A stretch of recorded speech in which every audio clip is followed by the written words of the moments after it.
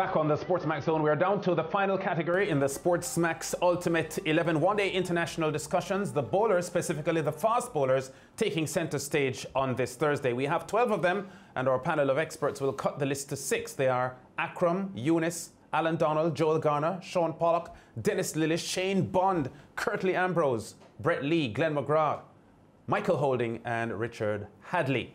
For the one-day internationals, only one specialist spinner will be selected in the lineup, and there is a separate shortlist which we will discuss on Friday's show. But today is all about the Pacers. We cut from 12 to 6, and then on Friday we'll select the final 3 along with that spinner that we just told you about. Go and vote for your favorites. Log on to www.sportsmax.tv/ultimate and select your team. Online votes value 40% of the overall decision, whereas the selections of the panel and the zone team will each value 30%. And George, we have been looking forward to this bowling discussion. It was very riveting when we were discussing the test pacers. I must say I was a little surprised that we ended up with a bowling quartet of 2 spinners and 2 fast bowlers for the test team. But for this one-day international setup, it's been designated that it's going to be 3 fast bowlers and 1 spinner. Yeah, the producer is imposing his will on the composition of the team, as he should, because we don't want the slackness of 2 spinners in an all-time Test 11 to be repeated for this ODI 11. Just before you go to the panel, Lance, can I give you an item of breaking news? It's written in Spanish, but I think I can decipher. El presidente de la NBA G League anunció que el resto de la temporada 2019-20, which translates to mean that the NBA G League, the development league for the players, has been cancelled. The rest of the season has been called off. They're going ahead with the proper NBA season, but the G League, the development league, is off for the rest. Well, they're going to cancel the rest of the season, so they'll start afresh when the new campaign starts. Proceed. On the same day that the NBA Board of Governors have confirmed that they will have a 22-team league starting in late July in Florida. So we're going to welcome now for the SportsMax Ultimate 11 one-day international discussion on the fast bowlers. Our panelists for today, former England batsman Roland Butcher, who was born in Barbados. We also have commentators David Brooke, who joins us from Oxford in England, Sachin Ramsubag in Trinidad and Tobago, along with our statistician Zahir Clark. And well, let's get the comments in the opening salvo from all 4 gentlemen. 12 fast bowlers on the list here, all 12 of them with very, very impressive statistics and tremendous performances in their ODI careers. Let's start with the Englishman, David Brooke. Your thoughts on this 12 that we're looking at the moment? Well, good evening, Lance. Good evening, George, and everyone. Yeah, it's quite a list, isn't it? And I've got one must pick that jumps out of the page and is the first name on my short score sheet. He's also number 1 on the SportsMax list there. That's Wazim Akram. 502 wickets. I mean, it's not just the number of wickets, it's the manner in which he takes them, the variety that he adds. And don't forget, we've got Imran Khan. Thanks to Sachin, we've got Imran Khan as our backup all-rounders. That's 4 seamers in this team. Can't lose. Zahir, you've been labeled the statistician in this group. How satisfied are you with the 12? I'm very satisfied with this 12. I'm also a chemist by training, but I went into the lab to try to distill this 12, and I must tell you that the more I distilled the more I got confused, and the more the fumes had my head going all over the place.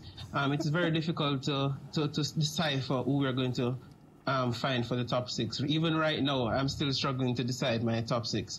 But I must tell you that from yesterday's show, since our friend David brought it up, I almost asked my lawyer to prepare a statement for today because of what happened yesterday, because I still think we made the wrong decision.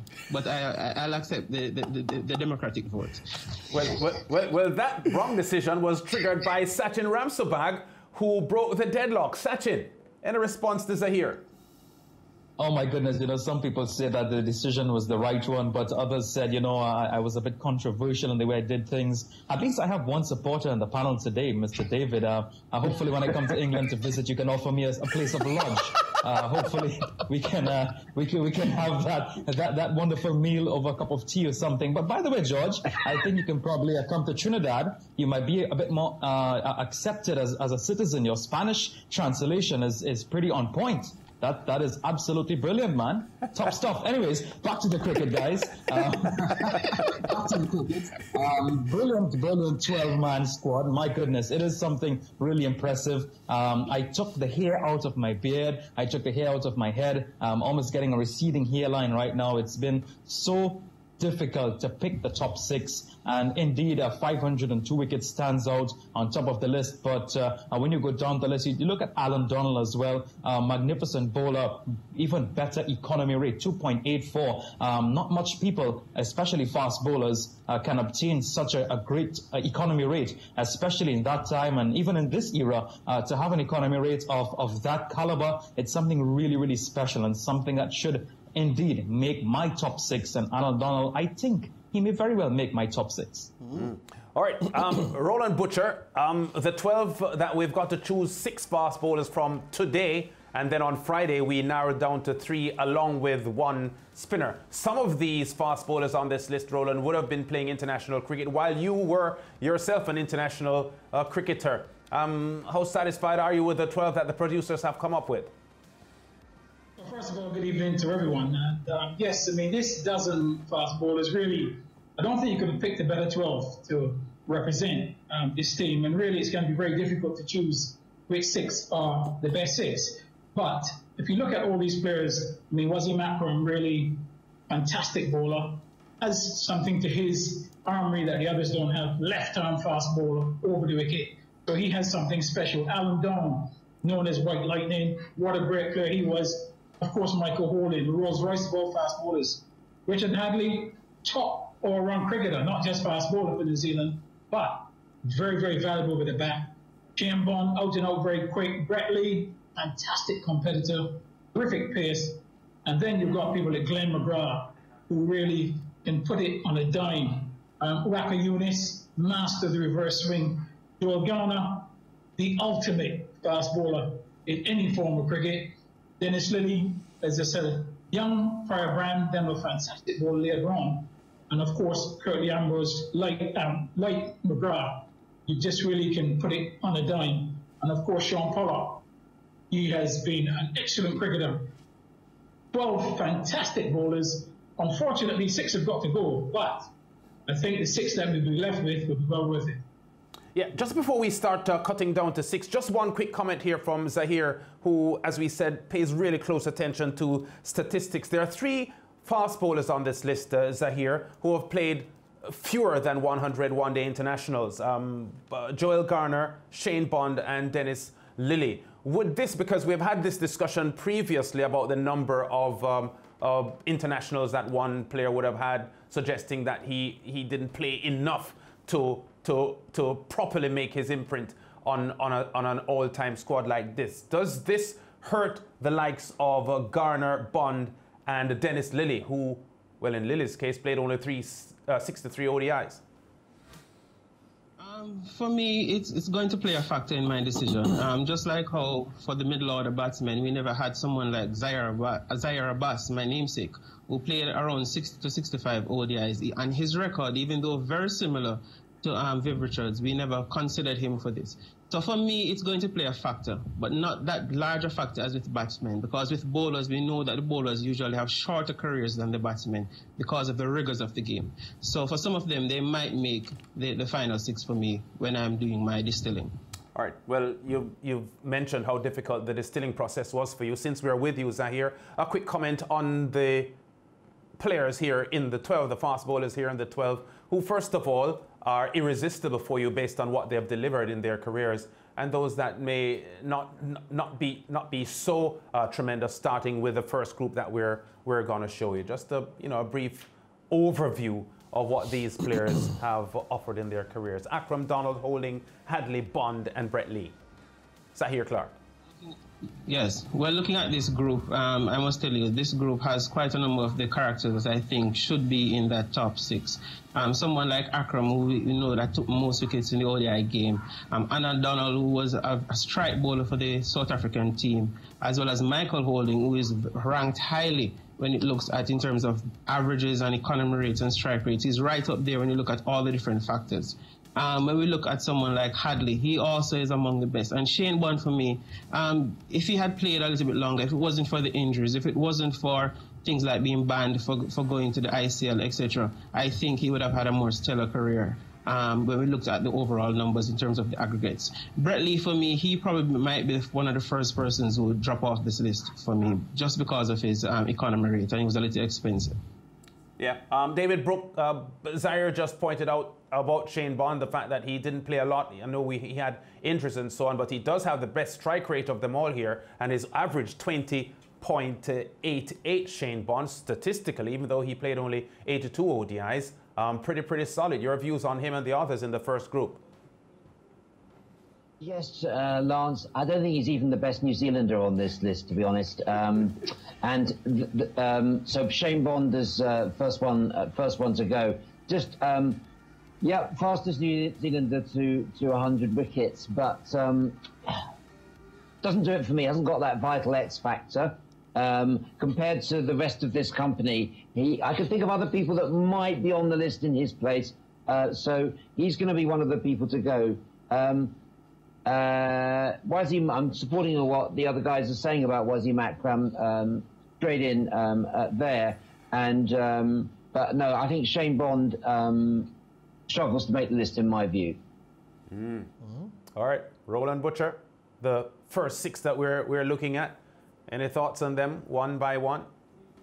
Well, I think what I would say, Lance, I mean, you asked a question earlier whether playing 100 or less matches would make a difference. It's not going to make a difference in my selection because I presume that you're picking a team to play a maximum of 5 matches. So my players will all be capable of playing 5 matches and winning those 5 matches for me. I would have a worry with Shane Bond because of his fitness record. So I think he would be one that would perhaps be left out of my team because of his fitness. He'd probably break down in the first match and then I'll be struggling for the other 4. And there are a couple more in there. I think Dennis Lilly perhaps would, for me, great bowler he is, but might miss out on this occasion. But I think overall, it's an excellent list, and there's some players in there that I think my colleagues would be very surprised at, perhaps some of the players that I will leave on. Yeah. Sachin, your thoughts on the first 6? Group 1. Yeah, absolutely. You know, just like the other panelists, I think Shane Bond, yes, he was very much like James Bond, the actor, very flashy, very inquisitive as well in the way that he approached the game, very quick, you know, but he was hit by injuries as well. If you look at, in comparison to Brett Lee, if you're talking about eras, Brett Lee and Shane Bond played in the very same era. However, Brett Lee played 200 plus matches, whereas Shane Bond played less than 100. So in my assumption, in my opinion, in terms of his preparation for the game, physical fitness, strength and conditioning, it probably was not done in the right method, probably wasn't done in the right way as compared to Brett Lee, who was probably more fitter, a lot more work went into his strength and conditioning. So I would certainly not be selecting Shane Bond as probably one of the front lines. But Brett Lee, more than likely, may make the final 8. I'm not saying the final 6, but may make the final 8. And before I move on to the next point, Michael Holding, my goodness, magnificent player. When you hear the words Michael Holding, you think about Test cricket. Many people do not look at his ODI career. He did a fantastic job as one of the opening bowlers for the West Indies in the 1970s and the 1980s. You know, a magnificent player. His average 21.3. That's certainly something really brilliant. In that time, it was a bit difficult because there wasn't any really ODI cricket going on. So to pile up some 100 matches in that era has to be something that a player has in him that really sets the tone for longevity of cricket. Absolutely brilliant cricketer. Yeah, and I want to put something very quickly to Roland Butcher before we continue, because there's no question that the rules of the game, the way the game is played has evolved significantly since the start of proper ODI cricket back in the 1970s. The first World Cup, of course, was 1975. Roland would have been a young man during that time. I heard him earlier on, Roland, mention that you're not too sure Dennis Lillee would get into this final group for you. Would the earlier ODI players be at a disadvantage in selecting an all-time ODI team here because the game had not evolved during that period to the level that it is now?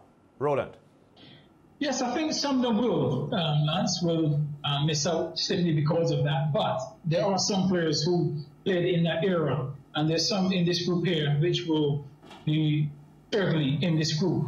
I mean, if you choose somebody like Joe Garner, whether it's 1970s, 1920s, 2050, you know, the likes of Joe Garner's name will be very much at the top of the list. So, yes, the game certainly has changed over the years in terms of one-day cricket. Back in 75, 79 finals, when the West Indies were involved, they were pretty much the same team that played in the test team. It has changed, but some of those players, I think, would make it. Yeah. Holding would have played a lot of his ODI cricket in the 70s and the early part of the 1980s. Richard Hadlee was a very profound name that came up when we were choosing the test team and went pretty close to making it. Holding and Hadlee, outstanding. Absolutely. I mean, Richard Hadlee, I don't think people realize just how good a cricketer Richard Hadlee was.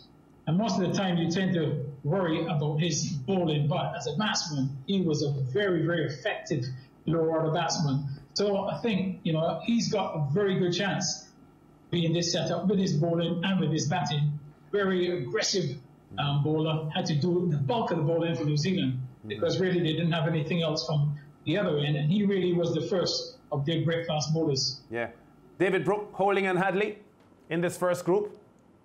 I think, Mikey has to be a pick in this. He adds something that none of the other bowlers have, just that extra bit of class.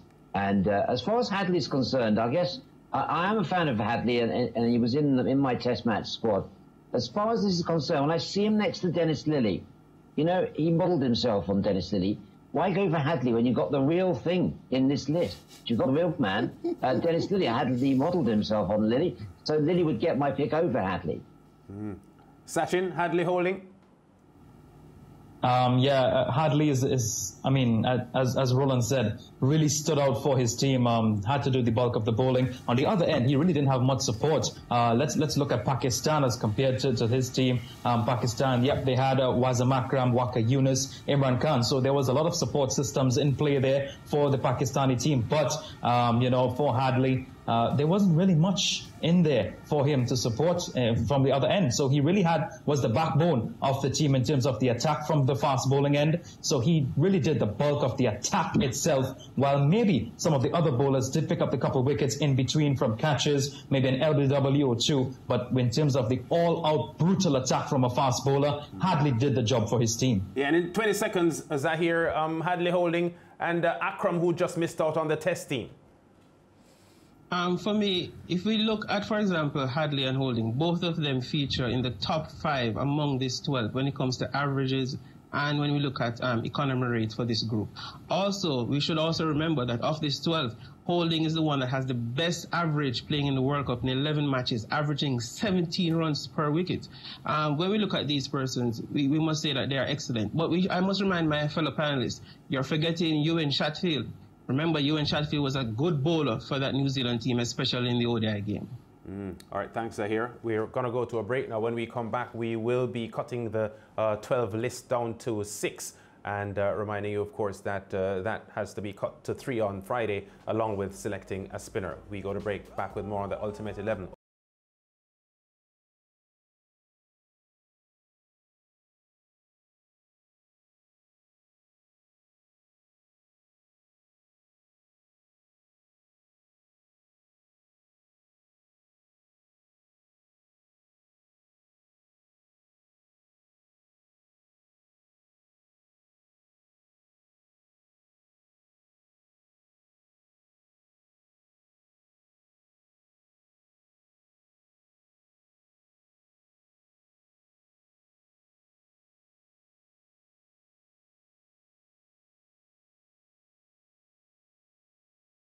On the curtain on the career of 79-year-old Jeffrey Boycott as a commentator. It is also the penultimate day of selections for the SportsMax Ultimate One-Day International 11. And we're talking about fast bowlers today. A list of 12 we have. That list must be cut down to 6. Let's look at the online numbers, the fast bowling numbers from online. Wasim Akram leading the field, 23.12% of votes. Curtly Ambrose, 17.47%. McGrath, 13.44%. Brett Lee, 8.87%.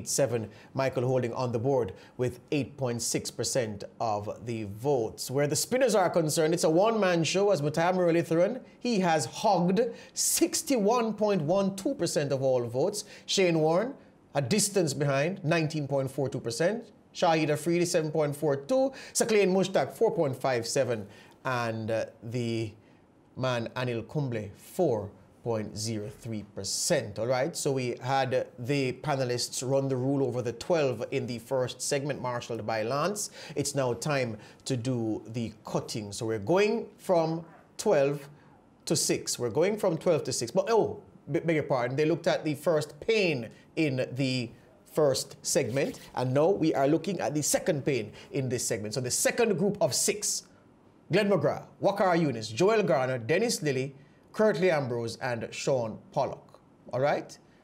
McGrath, Younis, Garner, Lilly, Ambrose, and Pollock, just to be clear. Let's start with you, Roland. What do you say of this second group of 6? Well, this is an excellent group. Starting with McGrath, we know really his capabilities. Mr. Accuracy, Waqar Younis, really the master of reverse swing. Joel Big Bird Garner, the man for all seasons.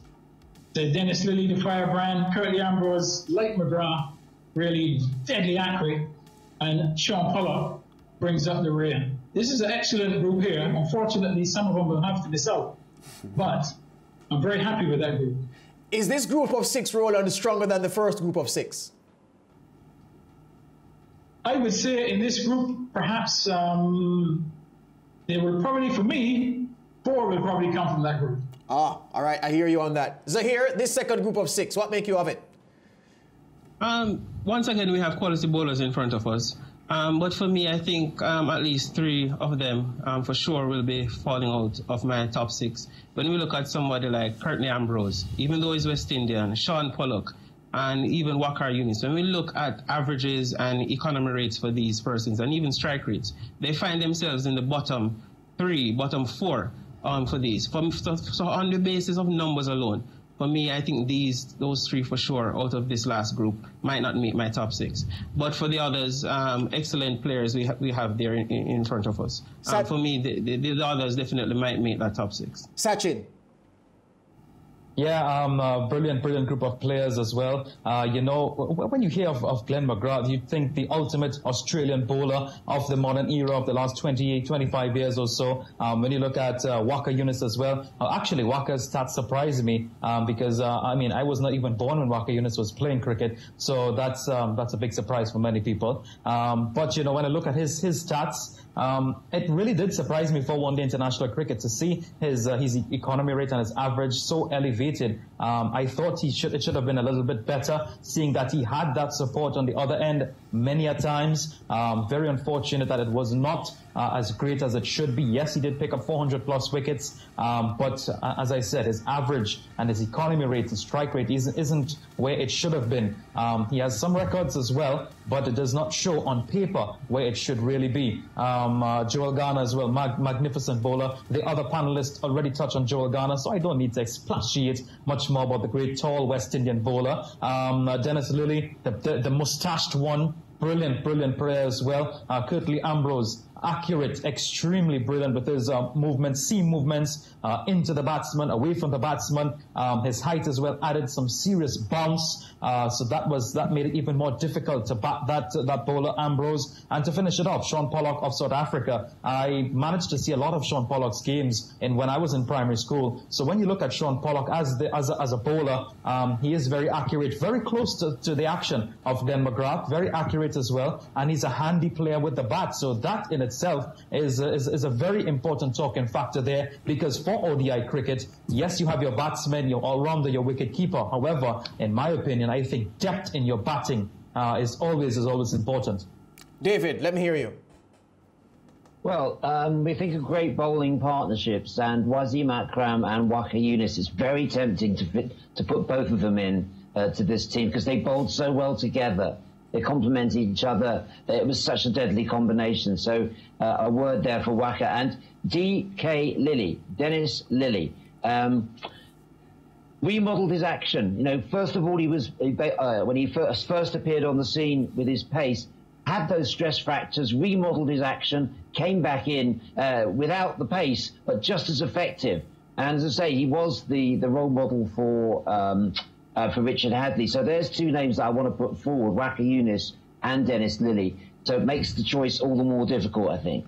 Zahir, who's the most, I'm not going to ask you who's the best, because that can be stretched. Who's the most effective bowler on the second list of 6? Well, if you look at the numbers alone, we would say that the most effective bowler is Joel Garner. He ranks number 1 when it comes to averages, ranks number 1 when it comes to economy rate. So when you look at that, you could say that he was the most effective bowler, Joel Garner. Joel Garner, all right.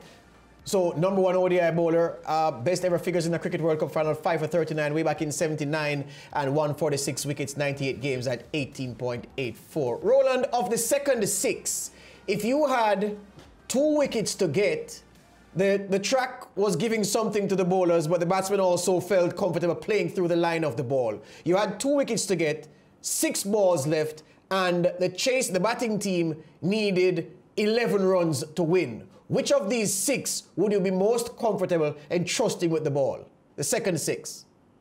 Well, of this 6, I wouldn't really need an over. I would need 3 or 4 balls. I wouldn't need so many runs. And I'll hand the ball to Joel Garner. No one else but Joel Garner. What is it about, for those who didn't see Big Bird with the ball, Roland, what is it that causes you to say what you just did? Joel Garner was the ultimate competitor. He was quick. He had an excellent short delivery, very good Yorker, very accurate, and like very good fast bowlers, hated runs being scored off him. Really top-class performer. For me, had to bowl that final over any cricket that I played. Hear you on that. Would you agree, David, that Curtly Ambrose is perhaps the lesser of the West Indian bowlers on this shortlist of 12 based on his record and his effectiveness in ODI cricket? Well, it's one of the least surprising statements tonight that Roland's supporting Joel Garner. The loyalty runs thick there. But I actually do agree with you, Roland, that Joel Garner shades it for me over Curtly Ambrose. I don't think you need both of them in this team. They perform kind of similar functions. And, yeah, on the stats and also from my recollection of both of them, I'd say Joel Garner just shades it for me. He's the one that you wouldn't want to face with that really heavy ball and, as I say, that really competitive nature. So notwithstanding Roland's boardroom loyalties, I'm going to go with him and stay with Joel Garner.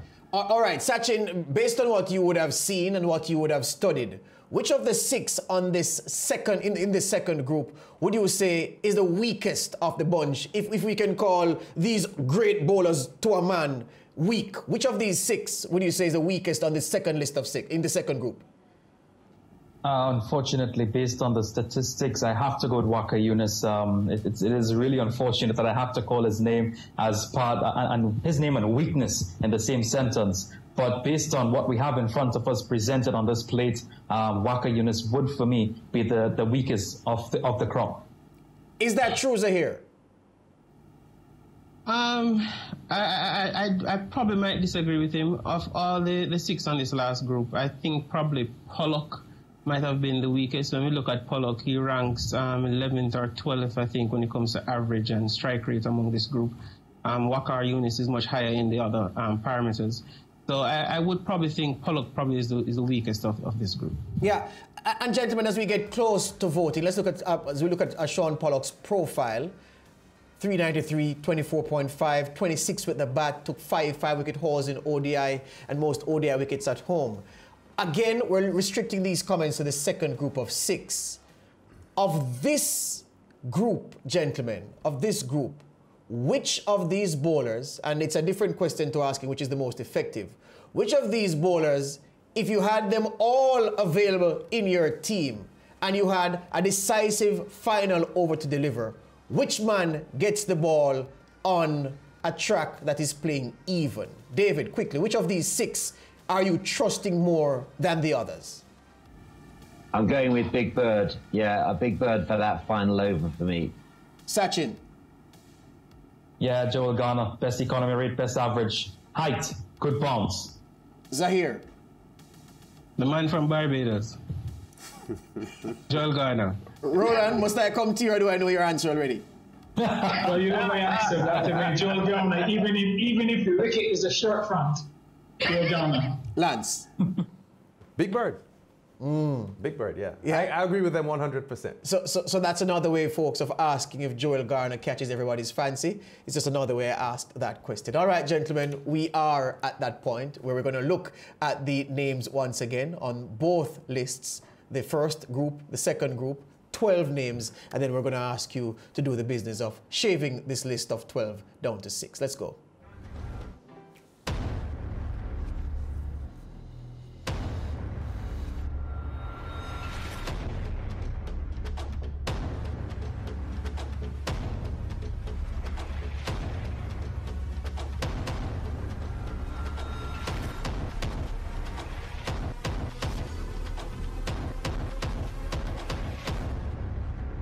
All right, so instead of giving us 2 6s, Mr. Producer has given us 4 3s. Never mind, it's still 12. I start with the man, the top of the screen to the left. Sachin, tell me the 6 that you're taking out.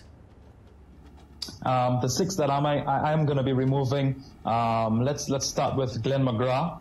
I'm going to go with Waka Yunus.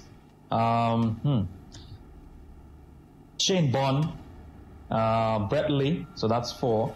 My 5th one I'm going to be removing is Curtly Ambrose. And the 6th one, Michael Holding. Holding goes. You're taking out 2 of the 3 West Indians. All right, no problem. David, what say you?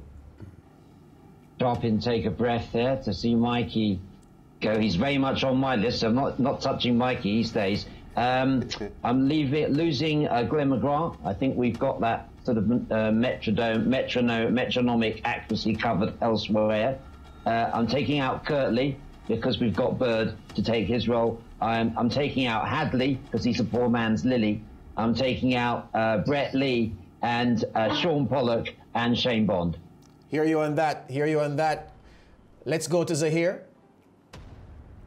All right, so for my 6, I'm taking out the obvious choices. Pollock, I'm taking out Ambrose.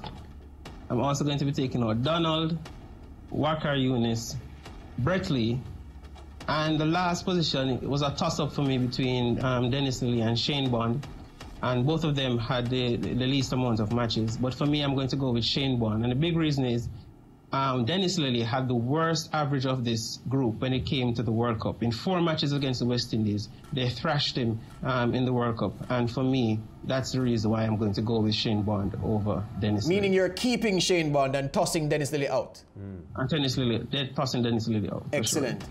So, Roland, what say you?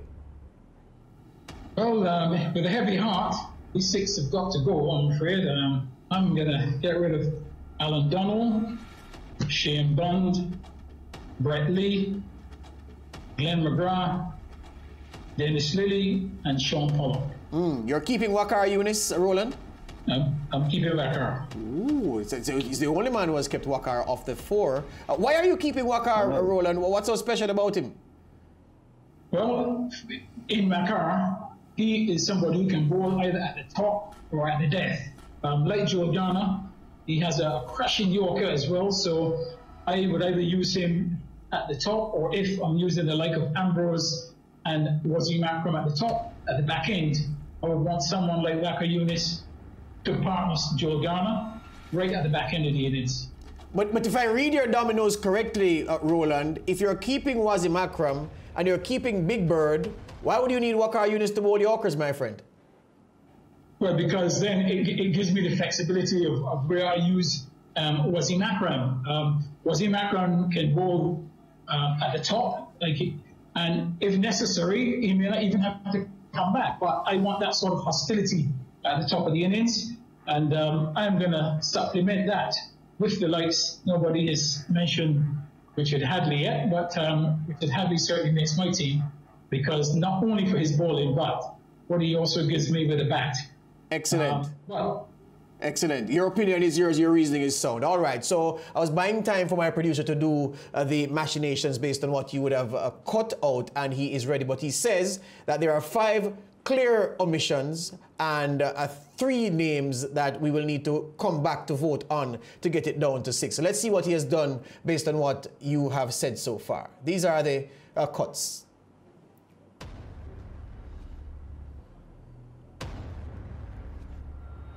Bond and Brett Lee are out for sure.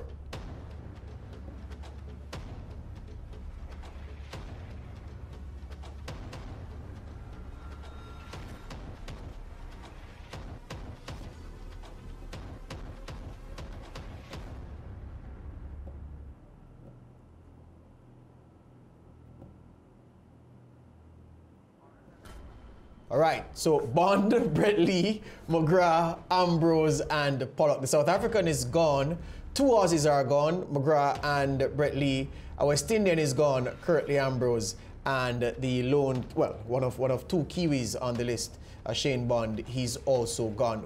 Yes, Lance? Can I say something? I'm shocked that so many of our panelists have already eliminated Glenn McGrath, who has the best bowling average of all in the ODIs. The second best economy rate of all the bowlers here, bowlers with over 300 ODI wickets. He has 381. I'm not sure if finally he would be in the team, but certainly he has to be in the top 6, and I'm shocked that the panelists have eliminated Glenn McGrath so quickly. Well, I can say to you, Lance, that I agree with the panel 1,000,000%. Zahir is raising his hand. You want to comment on that, Zahir? Yes, Zahir? Yeah, I just want to ensure that I was not one of them who left Glenn McGrath. You know, Zahir, there's something about how a repeat of what happened yesterday. Yeah, there's something, Zahir, about how your mind works that sort of ties in with my mind, because many times I am in agreement with you. So you are the only one just now that didn't eliminate Glenn McGrath. I'm shocked that the 3 others did, because he should be in the top 6 even if he doesn't make the final 3. I don't understand, how are we eliminating Glenn McGrath? Somebody who ranks in the top 5, top 7 in all 3 categories when it comes to average, economy rate, strike rate. When we look at his record in the World Cup, he has the most wickets, 71 wickets. He took his wickets in the World Cup at an average of 18, which has him ranked, I think, in the top 2, top 3 behind Michael Holding. How can we leave Glenn McGrath off this list? I don't understand, but this feels like a Klusner moment from yesterday. You know what, those are here. You know what? A great novelist once said, "What is past is prologue." So, you know, there's no need to really go back to examine why Glenn McGrath is gone. There is a wild card option, I'm being told, on Friday, so maybe you can resurrect Glenn McGrath. But my producer tells me that there are 3 names, gentlemen, that we're going to have to vote on now. The 3 names: Alan Donald, Waqar Younis, and Dennis Lilly. There is a tie across those 3. We need to get one of those 3 names. Well, we need to throw away 2 of them and leave 1 standing. So of those 3, Lilly, Donald, and Younis. These are the 3. So we need to cut how many from this list, Mr. Producer? 2? Yes, we need to drop 2 of these. So let me go around the horn. Sachin, which 2 of these are you cutting? I'm going to be cutting Dennis Lilly and Alan Donald. All right. David? Alan Donald is the first to go. I'm reluctantly, DK Lilly may go, because I want to keep that Waqar-Wasim combo. All right, so Sachin and David are seeing alike. Zahir is shaking his head. What say you, Zahir? The 2 that has to go has to be Waqar Younis and Alan Donald. When we look at them, they're the only 2 that are giving away more than 35 runs per inning as bowlers. Lilly is below 35. So for me, when it comes down to runs in an inning and conceding runs in an inning, those 2 have to go for me. Roland? For me, the 2 to go will be Alan Donald and Dennis Lilly. All right. What does that leave us with, Mr. Producer? What does that leave us? Lance, which of those 2 would you toss out? Which of those three? John, my mind isn't functioning. I'm still trying to get over the fact that McGrath is not in the top 6, so I can't even think right now. All right, based on what the gentleman says, the panelists have spoken, and Alan Donald and Dennis Lilly are gone. So they haven't treated the Aussies well in this ultimate fast bowling selection. They haven't treated them well at all. It's no surprise an Englishman is among this mob that has really, really done no justice to the Aussies, but it is what it is. And Alan Donald, the White Lightning, also goes as well, leaving Waqar Younis standing, which I'm sure would please Roland Holder, that Waqar Younis gets to fight for another day, Roland. Absolutely. I don't know what my colleagues were thinking when they tried to get rid of him, but no, seriously, big Waqar Younis, very good addition. All right, I give the last word as we leave to David, because David, you said, look, the metronomic fast bowler, the one who runs and puts it in the same spot time and time again, you're saying, given the selections that you have, you don't need a Glenn McGrath bowler in your lineup. Is that what you're saying? There's a certain factor, George, called likability, which has influenced my choice, I have to say. Dressing room harmony. You know, I want likable characters. This is the ultimate team. It's not a stats competition. So that's why, on all those criteria, Glenn McGrath is out for me, yeah. You're spoken like a true Englishman. Thank you. Gentlemen, there's been a steward's inquiry, and my producer has told me that after auditing the numbers, he's realized that rather than cutting 2 from the final list of 3, you really ought to have cut 1, which means that only Alan Donald is gone. DK Lilly lives to fight another day as well. So one Aussie holding on for dear life. He's hanging on in there, DK Lilly, alongside Waqar Younis, but we can say goodbye to Alan Donald, which leaves us with these names: Hadley, Akram, Garner, Holding, Younis, Lilly. Those are the 6 still left standing in this ultimate fast bowlers 11. Gentlemen, I hope to see all of you again on Friday when we do the rest of this business and we leave we come down to the 3 fast bowlers we're going to pick? Yes, we're going to pick 3 from this 6, and of course we have a spinner to pick as well on Friday's show. Thank you very much, gentlemen. David, Roland, Sachin, and